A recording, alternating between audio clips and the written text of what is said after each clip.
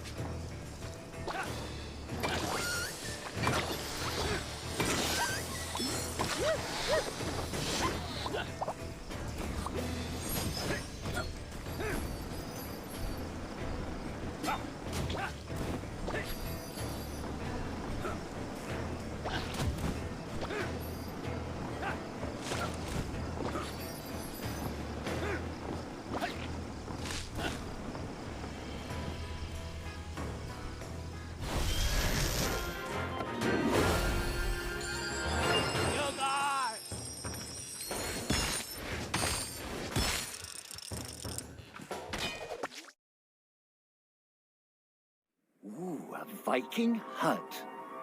It was strange there was one so deep in the forest. Could this be the place the goblins spoke of? Perhaps inside there were answers. The hut was abandoned. All that remained was a book.